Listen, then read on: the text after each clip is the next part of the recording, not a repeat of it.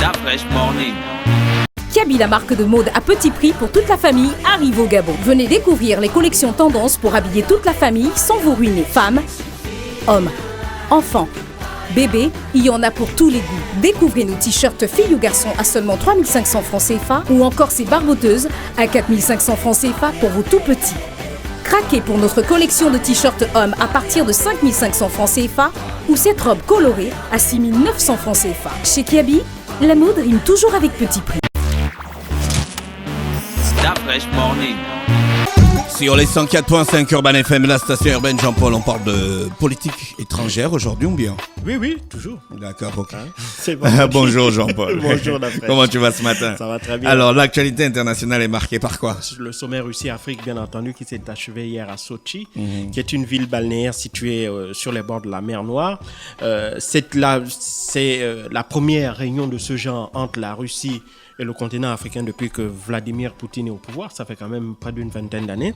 Il s'agissait pour la Russie d'abord d'atteindre un certain nombre d'objectifs. D'abord, sur le plan historique, c'était de renouer les relations historiques que la Russie, à l'époque de l'Union soviétique, avait entretenues avec le continent africain. L'URSS de l'époque était l'un des pays qui avait ardemment combattu sur le plan international pour permettre aux anciennes colonies africaines d'accéder à la souveraineté internationale dans les années 60 et aux alentours des années 70. Elle était active sur le terrain pour justement permettre à former certains cadres du continent, par exemple en Guinée-Conakry, en Angola ou au Congo-Brazzaville, pour ne citer que ces pays-là par exemple. Et puis, après la chute du mur de Berlin en 89, il va y avoir une espèce de chute des relations du continent. La Russie va se détourner du continent africain pour concentrer ses efforts vers les anciens pays dits satellites de l'Union soviétique. Donc, au niveau de l'Europe de l'Est, elle va plutôt concentrer ses efforts là-bas pour essayer d'y maintenir cette espèce de zone d'influence qu'elle considérait comme étant son arrière-garde durant les années de la guerre froide. Et donc, elle va quelque peu délaisser le continent africain. Et c'est ça qui va être l'opportunité ensuite pour la Chine de pénétrer sur le continent africain et d'occuper cet espace-là qui avait été laissé libre par l'URSS ou par la Russie. Et donc, pour elle, il s'agissait donc de reprendre pied sur le continent à peu près près d'une trentaine d'années d'absence notoire. Ça, c'est d'abord le premier aspect sur le plan politique. Le deuxième, c'est l'aspect économique. Il faut savoir que la Russie fait face à plusieurs sanctions économiques, notamment de la part des États-Unis et de la part de l'Union européenne. Et donc, depuis lors, son économie stagne. Et donc, il s'agit pour elle de trouver de nouveaux débouchés, notamment pour les quelques produits qu'elle arrive à fabriquer d'une part, et aussi pour de nouveaux débouchés, de trouver aussi de nouveaux partenaires sur le plan économique pour justement permettre d'accéder aux matières premières. Et on sait que les matières premières sont particulièrement abondantes sur l'ensemble du continent africain. Et puis, il y a aussi un autre facteur, c'est que le continent africain, ça représente un marché de 1,3 milliard d'individus. Et donc, ça aussi, c'est quelque chose qui est particulièrement intéressant pour les entreprises russes. Donc, il s'agissait également de trouver de nouveaux partenaires et essayer de relancer l'économie russe qui, comme je le disais, est un peu en berne depuis ces nombreuses années en raison des sanctions qui pèsent contre elle. Et donc, ce sont ces facteurs-là qui ont guidé, qui ont amené Vladimir Poutine justement à essayer de revenir sur le continent. Parce qu'il ne faut pas oublier que ça ne veut pas dire qu'il n'y a pas eu d'échange entre la Russie et l'Afrique. Non, il y en avait, mais elles étaient particulièrement faibles. Entre 2009 et 2016, la Russie a échangé pour environ en moyenne par an 20 milliards de dollars, ce qui est absolument loin des 70 milliards de dollars par exemple entre qu'échange l'Union européenne et le continent africain, et c'est encore très loin des 200 milliards de dollars par année qu'échange la Chine et le continent africain. Donc, ce sont ces indicateurs-là qui ont amené, évidemment, Vladimir Poutine à essayer de réagir. Maintenant, quels sont les secteurs qui vont être les secteurs dans lesquels on va particulièrement échanger? On regarde dans ce que l'industrie russe s'est fabriquée. Pour ce sommet-là, 3 secteurs ont d'abord été priorisés. Le premier secteur, c'est celui de l'extraction minière, parce qu'il faut savoir que la Russie a une très grande expertise en matière d'extraction minière. C'est l'un des plus gros producteurs mondiaux de gaz et de pétrole. Et puis, le deuxième domaine, c'est évidemment celui du nucléaire, parce que la Russie aussi possède une très grande expertise en matière de nucléaire. Et donc, elle veut aussi aider les pays africains qui souhaitent acquérir des usines nucléaires, qui souhaitent acquérir la technologie nucléaire, de pouvoir posséder ce type de technologie-là extrêmement pointue. Puis, le troisième domaine, et c'est le domaine sur lequel l'essentiel même des échanges russes se font sur le continent africain, c'est l'armement.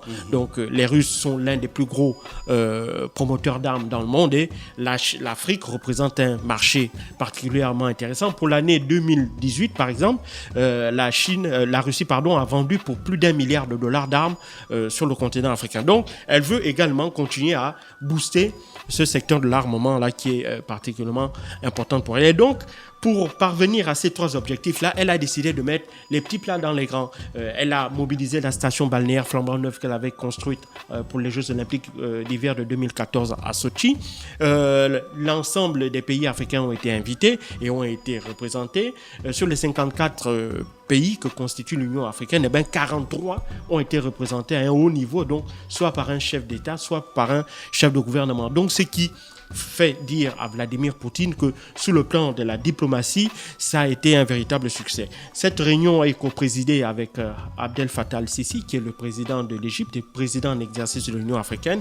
Et donc, c'est au cours de ces 2 réunions qui ont duré 48 heures que les 3000 délégués qui représentent les 54 pays africains et le gouvernement russe ont pu échanger dans ces 3 secteurs-là principalement. D'abord, sur le plan historique, essayer de rappeler les liens historiques que la Russie a entretenus dans la lutte contre la décolonisation en Afrique. Et puis, la Russie veut, dans ce nouveau concert des nations où le multilatéralisme semble particulièrement mis à mal par les États-Unis notamment, elle veut revenir en se positionnant du côté des pays africains comme étant le défenseur de leur souveraineté, parce que beaucoup de pays africains ont profité de cette occasion pour faire passer un message au président russe, c'est-à-dire essayer d'aider les pays africains à se protéger de l'espèce d'impérialisme monétaire qui est imposé par les institutions de Bretton Woods, le FMI et la Banque mondiale. Et donc, ils veulent que la Russie,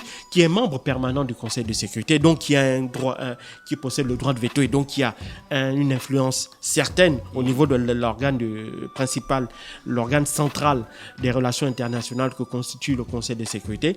Ils veulent donc le soutien de la Russie pour leur permettre évidemment de se protéger de ces programmes d'ajustement structurel et autres formes de domination économique. Et puis, ils veulent aussi que la Russie plaide en leur faveur pour que le continent africain obtienne un poste de membre permanent du Conseil de sécurité. Ce à quoi la Russie a répondu par l'affirmative, mais évidemment, pour arriver à l'obtention d'un poste de membre permanent, il faut revoir les statuts de l'ONU.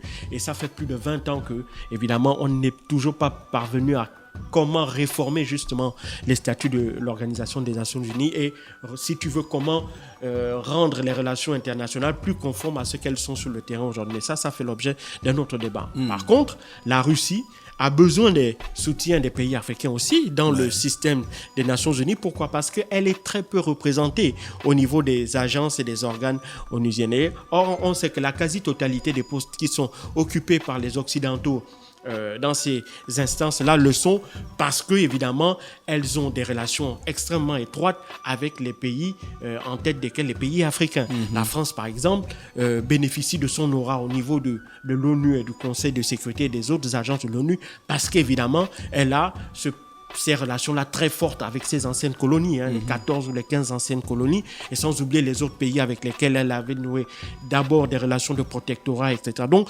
l'influence de la France sur le continent est très forte, et donc elle tire profit régulièrement de cette influence qu'elle a sur le continent-là pour lui permettre d'exister sur le plan du concert des nations, notamment au niveau des Nations Unies. Et donc, la Russie, comme la Chine également, a ce problème-là, mais la Chine essaye d'exister maintenant dans le concert partenaire des nations par le biais du volet économique. La Chine, par exemple, est le principal pourvoyeur de devises étrangères dans le monde. La Chine est le principal détenteur des dettes souveraines dans le monde. Et donc, la Chine use de ce pouvoir économique-là pour essayer maintenant d'arriver à prendre la tête de certaines institutions. Elle est parvenue à ses fins au niveau de l'Organisation mondiale de la santé, où c'est une Chinoise qui dirige cette agence onusienne-là. Par contre, elle veut faire sa percée au niveau du Fonds monétaire international. Il faut savoir que, par exemple, le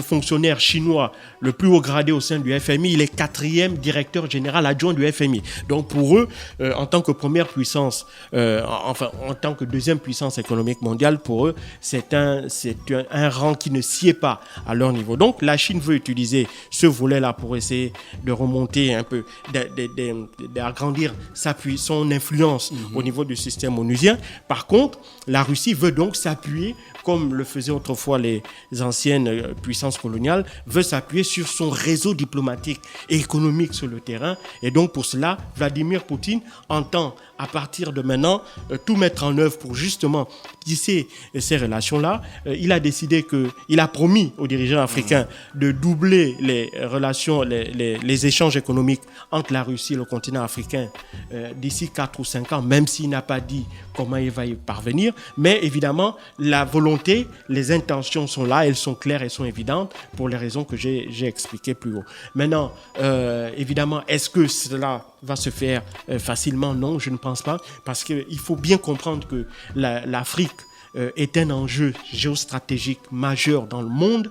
Il y a peut-être que nous, les Africains, qui dans la grande majorité ne se rendent pas compte de ça. Pourquoi? Parce que l'Afrique, d'abord, c'est un continent dynamique. Je l'ai dit tout à l'heure, on a une population de 1,3 milliard d'habitants. Plus de 70% de la population africaine est âgée de moins de 35 ans. Donc, ça veut dire qu'on a une population très jeune. Deuxièmement, l'Afrique est un véritable vivier de matières premières minières. Et donc, évidemment, on a toutes les matières premières qu'il nous faut pour se développer. La seule chose qui manque, c'est un tissu industriel. Et ce tissu industriel-là, malheureusement, ce n'est pas les autres qui viendront le mettre à notre place. C'est à nous-mêmes, Africains, de trouver les mécanismes pour permettre la mise en œuvre d'une véritable industrie sur le continent africain. Ça se fait par le biais de partenariats publics-privés. Ça peut aussi se faire par le biais de partenariats, en l'occurrence souverains entre États, comme c'est le cas lors de négociations ou lors de sommets tels que celui auquel on a assisté en Russie. Et Vladimir Poutine donc a décidé qu'il entend pérenniser ces relations, ce genre de rencontre entre la Russie et l'Afrique. Il a proposé que ces relations se fassent tous les 3 ans avec une alternance en Russie et dans un pays du continent africain. On n'a pas pour le moment de date. On n'a pas de nom de prochain pays qui devrait accueillir le sommet russe-Afrique, mais Vladimir Poutine a d'ores et déjà fait savoir que durant ces 3 ans-là, entre les deux sommets, régulièrement, les diplomates russes et les diplomates de 3 pays membres de l'Union africaine se retrouveront régulièrement pour faire le point des avancées par rapport aux décisions ou aux promesses qui auront été faites au cours de ce sommet-là. Ça, on ne demande qu'à voir. Merci Jean-Paul qui est avec nous ce matin, qui revenait donc sur le sommet de Sochi ce matin dans l'actualité internationale sur les 104.5 Urban FM, la station urbaine dans le Da Fresh Morning. Kiabi, la marque de mode à petit prix pour toute la famille, arrive au Gabon. Venez découvrir les collections tendances pour habiller toute la famille sans vous ruiner. Femmes, hommes, enfants, bébés, il y en a pour tous les goûts. Découvrez nos t-shirts filles ou garçons à seulement 3500 francs CFA ou encore ces barboteuses à 4500 francs CFA pour vos tout petits. Craquez pour notre collection de t-shirts hommes à partir de 5500 francs CFA ou cette robe colorée à 6900 francs CFA. Chez Kiabi, la mode rime toujours avec petit prix. Da Fresh Morning.